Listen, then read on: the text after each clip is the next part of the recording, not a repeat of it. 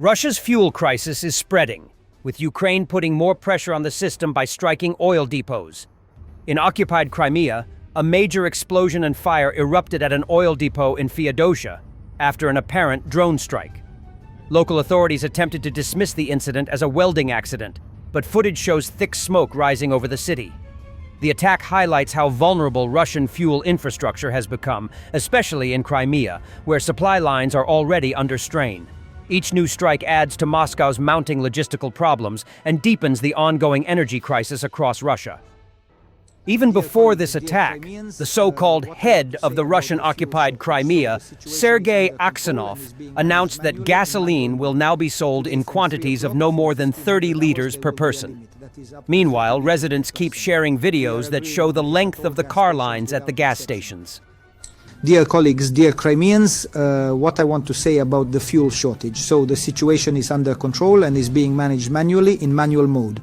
Today from 3 o'clock, from 1500 hours, there will be a limit. That is up to 30 liters per person. We are agreeing on this at all gas stations without exception. I ask all Crimeans in this case to be patient. We are currently in a situation where quickly changing the picture is not possible, but as already mentioned, the main logistics points for 95 have been literally set up.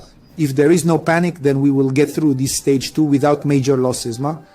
And after the amazing shot down of a Russian Mi-8 helicopter by Ukrainian drone, the Magyar birds released the full video of the attack. This was done by a Baltic Group team from the 1st Battalion of Unmanned Systems of the 59th Separate Assault Brigade of the USF of Ukraine.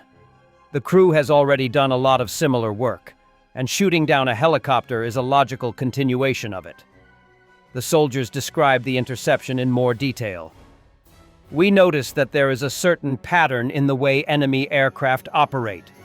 For some time we conducted surveillance, analyzed and roughly determined the point from which the aircraft operated and the approximate time. Then, at the time when enemy aircraft usually operated, I would fly out on patrol and wait for the aircraft. When there were no helicopters, I simply flew further along the logistics routes in search of enemy vehicles.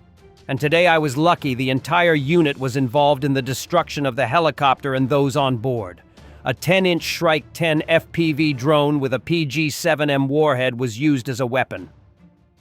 Russia is experiencing chronic supply problems in eastern Ukraine, according to a Russian mill blogger, due to a combination of constant drone attacks, fuel shortages, crushing bureaucracy, and obstructive military police.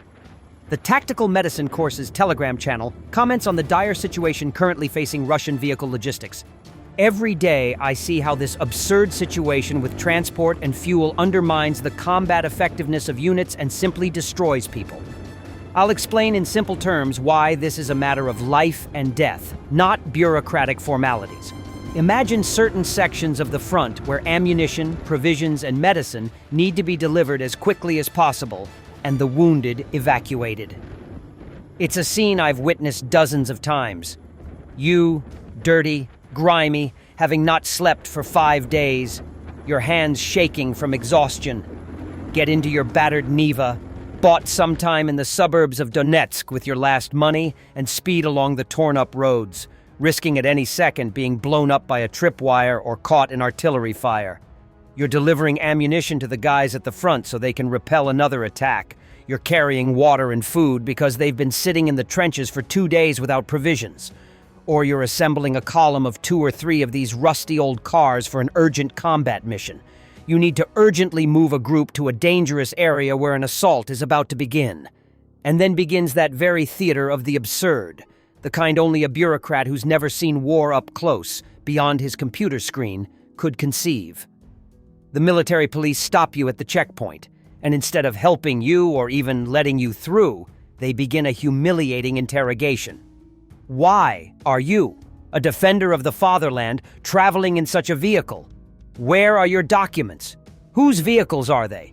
I've seen grown, serious men who've been through the hell of battle, close to tears from helplessness. Instead of completing a combat mission, you spend hours, sometimes even days, proving the obvious, wasting precious time while somewhere on the front lines, the guys are waiting for those very same bullets, waiting for evacuation, waiting for reinforcements. and every wasted hour is paid for in blood. Fuel is a separate, simply outrageous story. Fuel is perpetually in short supply because the vehicles are working at full capacity, constantly driving day and night. 2 weeks into the month, supply quotas are exhausted, and then the soldiers are forced to buy fuel out of their own pockets, even though their missions haven't gone anywhere. And the staffing table, those beautiful little papers written somewhere in Moscow or Rostov-on-Don, still states that a soldier must travel in a slow-moving Ural, Kamaz, or MTLB. Have you ever seen what a kamikaze drone does with such standard transport? This is not a vehicle. It is a mass grave on wheels. A huge, unwieldy, slow target. It's time to finally fucking realize it's 2025, not the 1990s. We're not fighting Dudiev's militants, but an army equipped with the latest technology. Modern warfare demands mobility, flexibility, speed, and stealth. We must urgently, I'd say yesterday, revise these outdated, dusty regulations, provide vehicles with fuel at least for the duration of combat operations, and legalize and include in official databases those vehicles that actually save the day at the front, not those that look good in reports. This is technically a simple solution. Issue the same combat orders for such vehicles, assign them to units, and put them on rations. But instead we see yet another absurd ban. Just recently, soldiers were banned from driving their personal vehicles. In other words, you can't use the only thing that saves you and allows you to carry out orders. This isn't just bureaucracy, it's sabotage. If we truly want to win, and not sit in the trenches, it's time to finally start thinking with our heads and adapting to reality, not paper regulations written by people who've never heard a drone whistle overhead. While we argue about regulations, people are dying out there, and their blood is on the conscience of those who continue this paper war against their own soldiers. No. A 22-year-old Russian answered the question of how to make big money in Russia. Go to war. He listed extra advantages. You can kill people with impunity since you're fighting for your Russia. Yeah, dumbass, go on, sign it. A mystery gift is waiting also. No. I'm just thinking about signing the contract. First of all, it's really great to serve under contract, and secondly, you can calmly kill people while fighting for the armed forces in Russia. Sort of.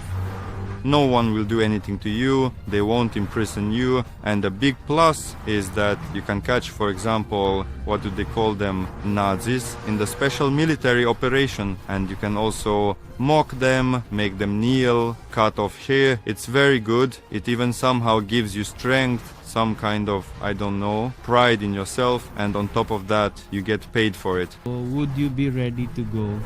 Well, for that, yes, for that, getting paid for killing people, like, in a way, it's not bad, in a sense. Good should always triumph over evil. Well, kind of, yes, I would agree to go for that. In your opinion, why do people agree to such high-risk jobs? Well, I don't know. First of all, probably because I'm a patriot of my country. To experience, and well, some people go there who have a lot of loans, nothing to lose. In Oleksiyevo-Druskivka, Donetsk region, Russian forces hit the settlement with aerial bombs. When firefighters arrived to fight the blaze, an FPV attack drone struck a fire truck. Terrorists, nothing more. Petro Polyakov there, Zorantei, Okomanito.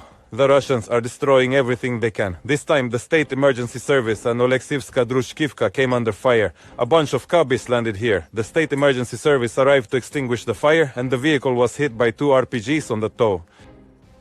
Damn, it's just crazy. So this is not the first time they constantly shell the State Emergency Service units. They don't even let them extinguish the fire, save at least something to survive. What can be said about them, about these Russians? We all know who they are and what they are. Thanks for watching, and don't forget to subscribe. Also, if you want to support Warthog Defense, please become our member and get early access to new videos, exclusive members-only videos, and become administrator in comments section. The membership link is in the description. Every day. We had a guy last week gets 6 rescues in 6 days. You know, he's doing the job every day.